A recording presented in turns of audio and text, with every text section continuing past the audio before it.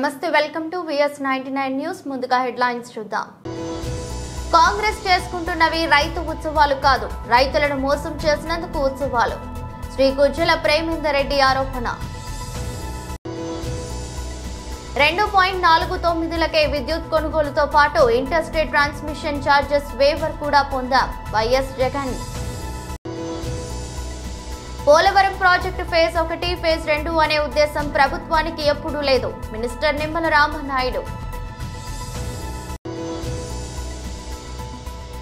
భారీ లాభాలతో వారాన్ని ముగించిన స్టాక్ మార్కెట్లు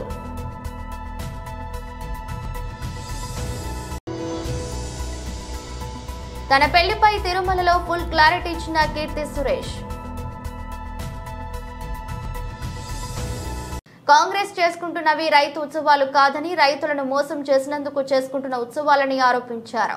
రాష్ట్ర ప్రభుత్వం అధికారంలోకి వచ్చి సంవత్సరమైన సందర్భంగా పెద్ద ఎత్తున ప్రజా సొమ్మును వెచ్చించి సంబరాలు చేసుకుంటున్నారు.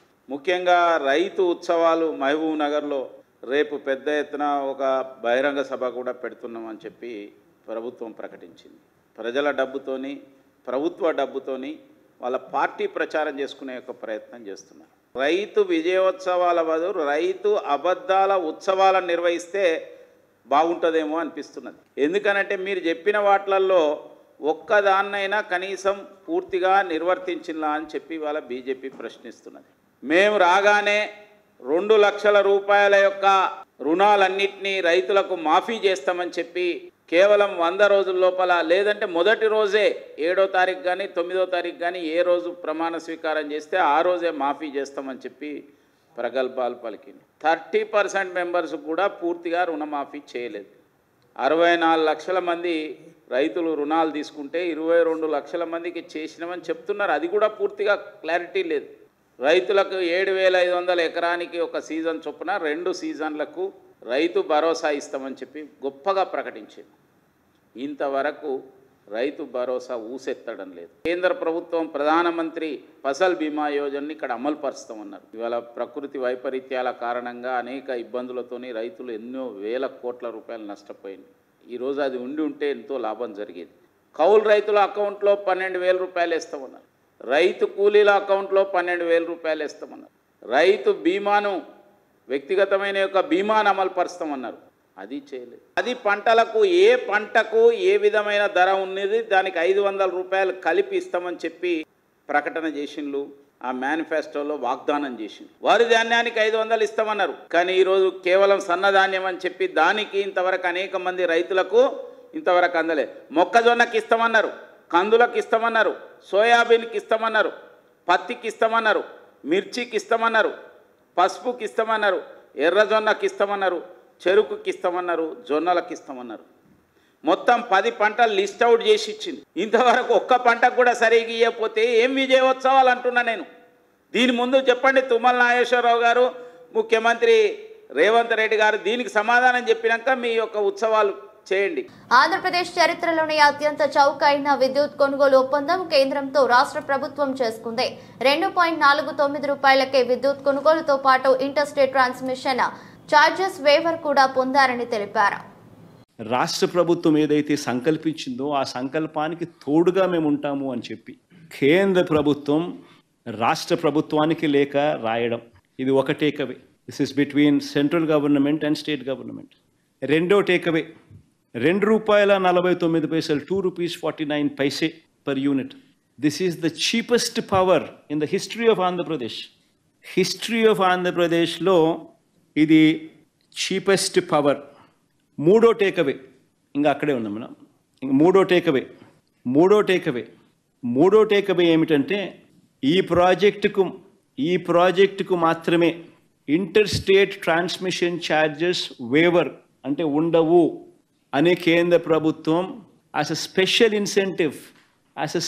ఇన్సెంటివ్ కేంద్ర ప్రభుత్వం రాష్ట్ర ప్రభుత్వానికి స్పెషల్ ఇన్సెంటివ్ ఇస్తూ లేఖలో మెన్షన్ చేయడం.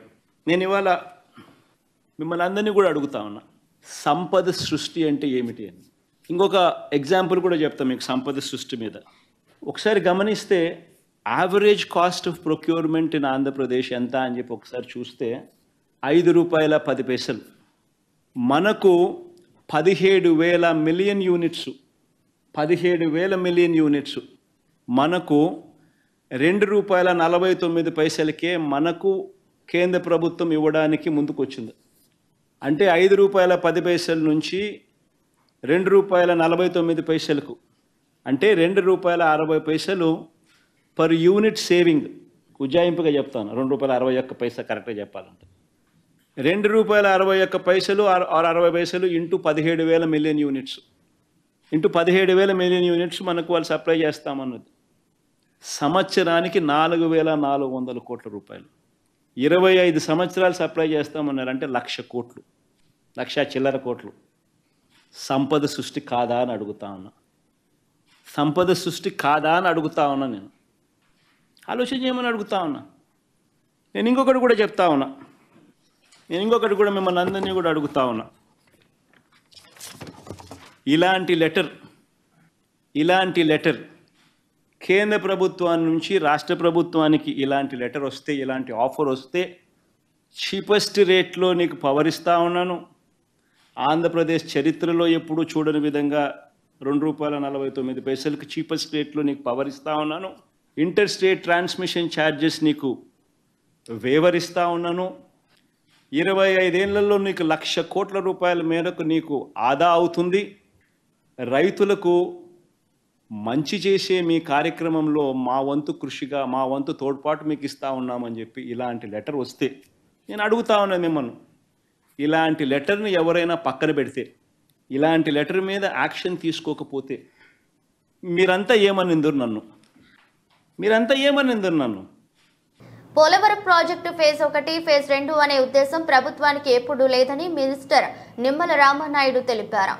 ప్రతిరోజు కూడా పోలవరం ఒక బ్యారేజీ, పోలవరానికి మరొక ద్రోహం, పోలవరానికి ఊరి అని ఇట్లా ఏదైతే ఈ యొక్క అవినీతి పత్రిక, అసత్యాల పత్రిక ఏదైతే ప్రచురిస్తూ ఉందో, నేను ఏదైతే మొన్న జరిగినటువంటి శాసన మండలి ఎన్నికల్లో కూడా చాలా క్లియర్ గా నేను మెన్షన్ చేశా. ఏదైతే తెలుగుదేశం ప్రభుత్వం ఆ రోజు 2014, 2019 5 సంవత్సరాల పాలనా కాలంలో ఎక్కడైనా పోలవరానికి సంబంధించి ఫేజ్ 1 అని కానీ, ఫేజ్ 2 అని కానీ, పోలవరానికి సంబంధించి 41.15 మీటర్స్, పోలవరానికి సంబంధించి 45.72 మీటర్స్ అని ఎక్కడైనా డిజైన్స్ లో గాని, లేఖల్లో గాని, ఎస్టిమేట్స్ గాని, రికార్డ్స్ లో గాని, మినిట్స్ లో గాని ఎక్కడైనా 5 సంవత్సరాల తెలుగుదేశం పాలనలో ఎక్కడైనా ఒక్కసారి ఎక్కడైనా మెన్షన్ చేసినట్లే గాని ఎక్కడైనా ఒక్క సాక్ష్యం మీరు చూపించండి అని చెప్పి ఆ రోజు శాసన మండలిలో వైఎస్ఆర్సీపీ సభ్యులకు సవాలు విసిరితే వాళ్ళ నుంచి స్పందన లేదు. తోక ముడిచినటువంటి పరిస్థితి మొన్న శాసన మండలిలో మనందరం కూడా చూసినటువంటి పరిస్థితి. ఎందుకంటే చాలా క్లియర్ గా ఈవేళ నేను చెప్పడం కాదు, ఈవేళ రికార్డ్స్ ఉన్నాయి. పోలవరం ప్రాజెక్టుకి సంబంధించి PPA, CWC రికార్డ్స్ ఉన్నాయి. చాలా క్లియర్ గా రికార్డ్స్ ఏదైతే 2019 ఫిబ్రవరి 18 అంటే ఆ రోజు తెలుగుదేశం ప్రభుత్వ హయాంలో చాలా క్లియర్ గా ఏదైతే 55,548 కోట్లు అంటే ఏదైతే టెక్నికల్ అడ్వైజరీ కమిటీ TAC ఆ రోజు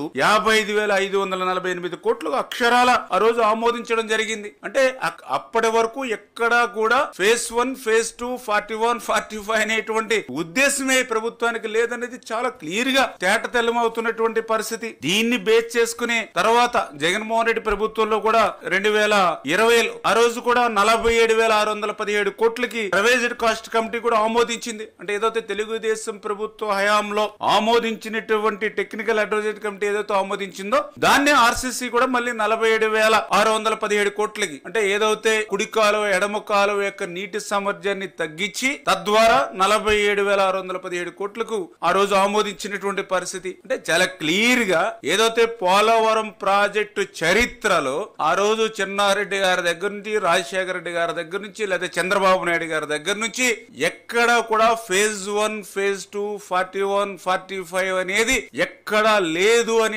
విషయం చాలా క్లియర్ గా తేటతెల్లమవుతున్నటువంటి పరిస్థితి. ఇది నేను చెప్పడం కాదు, చాలా క్లియర్ గా ఏదైతే సమాచార హక్కు చట్టం, రైట్ ఇన్ఫర్మేషన్ యాక్ట్ కింద మరి ఎవరైతే కొంతమంది అడిగినటువంటి ప్రశ్నలకు సమాధానంగా PPA పోలవరం ప్రాజెక్ట్ అథారిటీ చాలా క్లియర్ గా స్పష్టమైనటువంటి సమాధానం లిఖిత పూర్వకంగా ఇచ్చినటువంటి పరిస్థితి కూడా మొన్న మనం చూసాం చాలా క్లియర్ గా.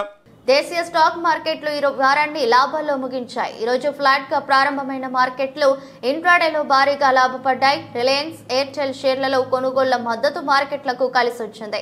ఈ రోజు ట్రేడింగ్ ముగిసే సమయానికి సెన్సెక్స్ 759 పాయింట్లు లాభపడి 79,802కు చేరింది. నిఫ్టీ 216 పాయింట్లు పెరిగి 24,131 వద్ద స్థిరపడింది. సినీ హీరోయిన్ కీర్తి సురేష్ పెళ్లిపీటలు ఎక్కబోతోంది. వచ్చే నెలలో ఆమె వైవాహిక బంధంలోకి అడుగు పెడుతుంది. గోవాలో వచ్చే నెలలో తన పెళ్లి జరగనుందని కీర్తి సురేష్ వెల్లడించింది. తన కుటుంబ సభ్యులతో కలిసి కీర్తి సురేష్ ఈ రోజు తిరుమలలో శ్రీ వెంకటేశ్వర స్వామి వారిని దర్శించుకుంది. దర్శనానంతరం రంగనాయకుల మండపంలో ఆమెకు పండితులు వేదాశీర్వచనం పలికి స్వామివారి తీర్థ ప్రసాదాలను అందజేశారు. మరోవైపు ఇటీవల కీర్తి సురేష్ తన రిలేషన్షిప్ గురించి ఆసక్తికర విషయాన్ని బయటపెట్టింది. తన స్నేహితుడు ఆంటోనీ ప్రేమలో ఉన్నానని, 15 ఏళ్ల తమ స్నేహ బంధం ఇకపై జీవితాంతం వైవాహిక బంధంగా కొనసాగనుందని చెప్పింది. సినిమాల విషయానికి వస్తే బాలీవుడ్ మూవీ బేబీ జాన్ లో ఆమె నటిస్తోంది. ఈ చిత్రం ద్వారా ఆమె బాలీవుడ్ లోకి ఎంట్రీ ఇస్తోంది. ఈ సినిమాలో వరుణ్ ధావన్ హీరోగా నటిస్తున్నారు.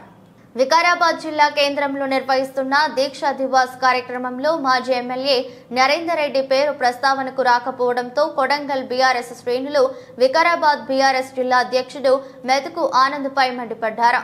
దీక్షా దివాస్ కార్యక్రమంలో గందరగోళం, జై తెలంగాణ అంటూ నినాదాలు చేస్తూ స్టేజ్ పైకి వెళ్లిన కొడంగల్ కార్యకర్తలు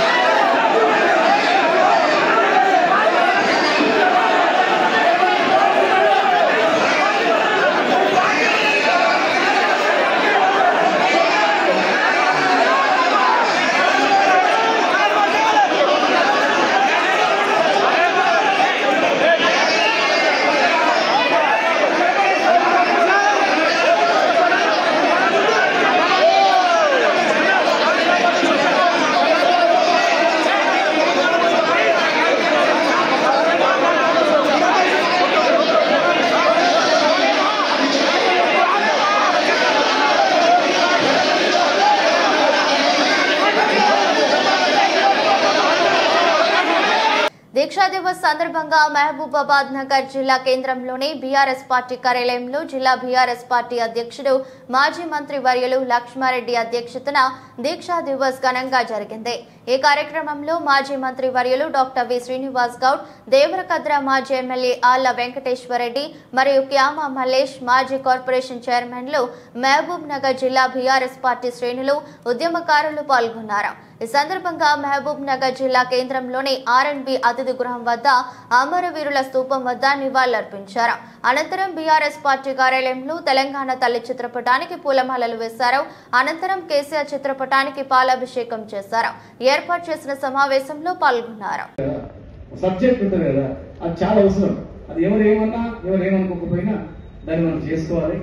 యాక్చువల్గా నెక్స్ట్ ఇయర్ మళ్ళీ మనం ఎవ్రీ ఇయర్ దీక్షా దివస్ ఉంటుంది కనుక ఎవరైనా ఫోటోస్ వీడియోస్ ఉంటే కొంచెం నీట్ గా తయారు చేసినట్లయితే ఆ ఫోటో ప్రదర్శన కూడా మనం చేసుకున్నట్లయితే మనం గుర్తుపెట్టుకోవాల్సిన అవసరం ఉంటుంది. సరే, ఏది ఏమైనా చాలా విషయాలు చెప్పింది కనుక 2-3 అంశాలు మాత్రం నేను దృష్టి తీసుకొస్తాను. కేసీఆర్ గారు బయటకు వచ్చినప్పుడు కూడా ఈ నుంచి ఏమైతుందా, ఇంత భక్త పరిస్థితి అయినా ఊరితే పడిపోతాడు, ఈయనకి ఏమైతుందా అని నవ్వుకుని అందరు. కానీ ఆ పక్కపల్సి ఆయన్నే తెలంగాణ రాష్ట్రానికి నాయకత్వం వహించిండు, మాలాంటి వాళ్ళందరినీ జమగట్టిండు, తెలంగాణ తెచ్చిండు. అన్ని రాష్ట్రాలకు ముఖ్యమంత్రులు ఉంటారు, కానీ మన రాష్ట్రానికి ఎవరుంటారు? తెలంగాణ రాష్ట్రం తెచ్చిన ఆయన ముఖ్యమంత్రి ఉంటారు. అన్ని పార్టీలకు అధ్యక్షులు ఉంటారు, కానీ మనకు తెలంగాణ గురించి పార్టీ పెట్టిన ఆయన అధ్యక్షుడిగా ఉంటారు. వాళ్ళ పార్టీలు వేరు, మన పార్టీలు వేరు, మన పార్టీ చరిత్ర వేరు, ఆ పార్టీ చరిత్ర వేరు. ఇలా మనమందరం ఇలా తెలంగాణ మన ఓటమి పాల్గొని అందరూ చాలా మంది అంటే కేవలం రాజకీయ అవసరాల గురించి వచ్చిన వాళ్ళు కాన్సెప్ట్ ఏం చేశారంటే వాళ్ళ రాజకీయం, వాళ్ళ భవిష్యత్తు ఏంటంటే వాళ్ళ పనులు, రాష్ట్రము, రాష్ట్ర అభివృద్ధి, దేశము, దేశ అభివృద్ధి, ఊరు అభివృద్ధి కాదన్నమాట. వాళ్ళ స్వార్థం నుంచి ఎక్కడైనా పోతాం. వచ్చిండ్రు పోయింది. మనం 10 ఏళ్ళు కొత్తగా ఏర్పడిన రాష్ట్రం కనుక మనకు అర్థం కాదు. కొత్తగా ఏర్పడిన రాష్ట్రం 10 సంవత్సరాల్లో వచ్చిన వాళ్ళందరూ తీసుకున్నాం మనం. సరే ఇక మంచోడేమో సరే రాని, ఇంకా మంచోడేమో రాని, ఇంకే పంచాయతీ విమర్శించడం లేవు ఉండరు కదా, మన పనులు చేసుకుంటూ పోవచ్చు. ఉట్టిగా కాళ్ళ కింద కాళ్ళు కట్టబెట్టడం ఉండరు కదా అనుకుని అందరూ కూడా రాష్ట్రం నుంచి జిల్లా వరకు చేసుకుంటూ వచ్చినాం. మనకి ఎప్పుడు అర్థమైందంటే దండని అధికారం కోల్పోవడం, ప్రజలు నమ్మడం, వాళ్ళు నమ్ముకోవడం, ప్రజల అమాయకత్వం తెలంగాణలో. వాళ్ళు నమ్మడం వల్ల ఏమైందంటే రైతును 15,000 ఇస్తాను వరకే రైతు నమ్మిండు. మనం 2,000 ఇచ్చిన 200 2,000 చేస్తే 4,000 ఇస్తానని ఆమె నమ్మింది. ప్రతి మహిళకు 2,000 అంటే వీళ్ళు నమ్మింది. అట్లా అందరూ ఇంకా పిల్లలు ఉద్యోగాలు మేము ఇస్తామంటే నా కొడుకు ఉద్యోగం వస్తుంది వాళ్ళు నమ్మి ఎవరిని ఎట్లా నమ్మియాలో ఆ రకంగా నమ్మించింది. అసలు ప్రపంచంలో కూడా ఎక్కడ ఉండదు. అక్కడ ప్రపంచంలో కూడా మనం వినలేము. ఎవడైనా డిసెంబర్లో పెళ్లి చేసుకుంటున్నా, పెళ్లి చేసుకుని ఇట్లా చేసుకోకు, డిసెంబర్ 3 తర్వాత చేసుకో, ఎందుకంటే తులం బంగారం వస్తుంది.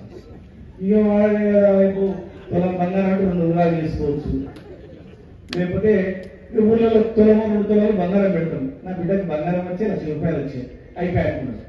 అట్లా ఇవన్నీ మన కళ్ళ ముందు సినిమాలాగా చూపించేవరకే పెన్షన్ తీసుకోకండి, మీరు ఆపుకోండి, నీకు నెల వచ్చిన 4,000 నెలకే. మన అమ్మ కూడా 2,000కి ఏం జరిగిపోతే 4,000 వచ్చిందనుకో మంచి సాయంత్రం తంసపాటలు రావచ్చు రోజు. ఇప్పుడు వారానికి ఒకసారి తాగుతున్నాం, రోజు తాగొచ్చు, 4,000 ఎక్కువ వచ్చి అనుకున్నాను.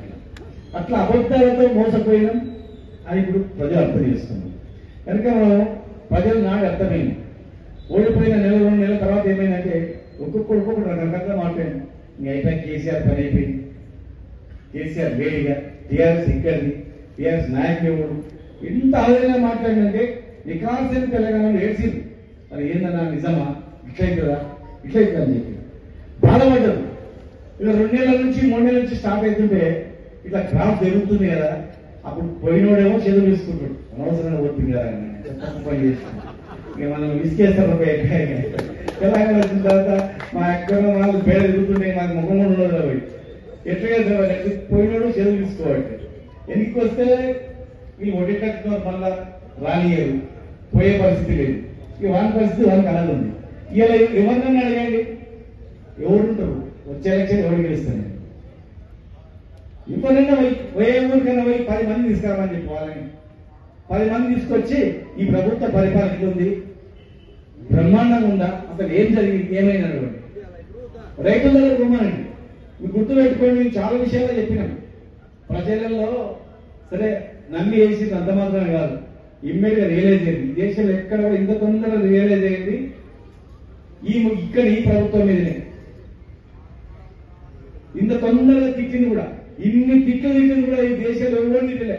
నువ్వు ఫోన్ ఆన్ చేస్తే మనకి అబ్బబ్బబ్బ పిల్లలు చూస్తూ భయాలు వస్తుంది. ఆ తిట్లు పిల్లలు వేసుకుంటే భయపడాల్సి వస్తుంది. ఆ పరిస్థితి వచ్చింది అన్నమాట. ఇవి టీవీలు చూసే పరిస్థితి లేదు, వాట్సాప్ చూసే పరిస్థితి లేదు, ఆ రకమైన పరిస్థితి ఇండియాలో ఎవరు కూడా కాలేట్లా, ఇక్కడనే అయింది. మరి ఏ ఊర్లో పోయి ఒక రైతులు అడగండి. విశాఖ ఉక్కు ఉద్యమం అంశంగా తెరకెక్కిన ఉక్కు సత్యాగ్రహం సినిమా విడుదల సందర్భంగా గాజువాకలో సద్దడి నెలకొంది. చిత్రం ప్రదర్శించబడుతున్న థియేటర్ వద్ద కోలాహలం కనిపించింది. విశాఖ స్టీల్ ప్లాంట్ ప్రైవేటీకరణ నేపథ్యంలో జరుగుతున్న ఉద్యమాన్ని కళ్లకు కట్టేలా ఈ సినిమా చూపించారని సినిమా తిలకించేందుకు వచ్చిన ఉద్యమ నేత చలసాని శ్రీనివాస్, ఉక్కు కార్మిక నేతలు డి ఆదినారాయణ, అయోధ్యరాములు పేర్కొన్నారు. సత్యారెడ్డి దర్శక నిర్మాతగా వ్యవహరించిన ఈ సినిమాలో నటీనటులు విశాఖ ప్రాంత వాసులు ఎక్కువగా ఉండటం ఉండటం మంచి పరిణామమన్నారు. ఉక్కు ఉద్యమాన్ని నీరుగార్చాలని చూస్తే కార్మిక ఆగ్రహానికి గురి కావాల్సి వస్తుందని హెచ్చరించారు. ప్లాంట్ను కాపాడటంలో రాష్ట్ర ప్రభుత్వం కీలకంగా వ్యవహరించాలని కోరుతున్నారు. ఈ రోజు గాజువాకలో విశాఖ ఉక్కు ఆంధ్రుల హక్కు అనే సినిమా రిలీజ్ అవ్వడం చాలా ఆనందంగా ఉంది. ఎందుకంటే ఇలాంటి సినిమాలు రిలీజ్ అవ్వాలంటే చాలా కష్టం. ఎందుకంటే భారీ బడ్జెట్లతో ఉన్న సినిమాలు, లవ్ స్టోరీలు, లేకపోతే క్రైమ్ థ్రిల్లర్ స్టోరీలు ఇలాంటివి మాత్రమే రిలీజ్ అవుతాయి. ఇలాంటి సినిమాలు జనాలు ఆదరించడం చాలా తక్కువ. కానీ విశాఖ ఉక్కు ఆంధ్రుల హక్కు అనే నినాదంతో ఈ సినిమాని తీసుకొచ్చిన సత్యారెడ్డి గారు, డైరెక్టర్ గారు, ప్రొడ్యూసర్ గారు, అలాగే హీరో కూడా. మరి ఆయన ఈ సినిమా తీయడానికి మరి ఏ దేవుడు ఆయన దగ్గరికి వచ్చాడో మరి తెలియదు. మెయిన్ ఈ సినిమాని తీయు అని చెప్పింది మాత్రం మన గద్దర్ గారండి, స్వర్గస్థులు గద్దర్ గారు. అది ఆక సినిమా కూడా ఆయన చెప్పడం బట్టి ఈ సినిమా బయటకు రావడం జరిగింది. అది మన విశాఖపట్నం పేరు తెచ్చిన విశాఖ స్టీల్ ప్లాంట్ కోసం తీయడం చాలా గర్వంగా ఉంది. దయచేసి అందరూ చూడండి, సినిమాను ఆదరించండి. ఎందుకంటే ఇది వాళ్ళ సినిమా, వీళ్ళ సినిమా కాదు, ఇది మన సినిమా. ధన్యవాదాలు. ఐఏఎస్ కవితగా పాత్ర ఉందండి. ఒక పోలీస్ ఆఫీసర్గా నేను కూడా స్టీల్ ప్లాంట్ కార్మికుల వైపు ఉండకుండా వాళ్ళని కొట్టడం అలాంటిది ఉంటుంది. తర్వాత స్టీల్ ప్లాంట్ కోసం నిజాలు తెలిసి వాళ్ళ కోసం ఉద్యమం చేసే నాయకురాల్లాగా నాకు క్యారెక్టర్ ఉందండి. దయచేసి అందరూ చూసి బ్లెస్ చేస్తారని మనస్ఫూర్తిగా కోరుకుంటున్నాను. ధన్యవాదాలు. వార్తలు ముగించే ముందు మరోసారి హెడ్లైన్స్. కాంగ్రెస్ చేసుకుంటున్నవి రైతు ఉత్సవాలు కాదు, రైతులను మోసం చేసినందుకు ఉత్సవాలు. శ్రీ గుజ్జల ప్రేమేందర్ రెడ్డి ఆరోపణ. 2.49లకే విద్యుత్ కొనుగోలుతో పాటు inter state transmission charges waiver కూడా పొందాం YS Jagan. Polavaram project phase 1, phase 2 అనే ఉద్దేశం ప్రభుత్వానికి ఎప్పుడూ లేదు. మినిస్టర్ నిమ్మల రామనాయుడు. భారీ లాభాలతో వారాన్ని ముగించిన స్టాక్ మార్కెట్లు.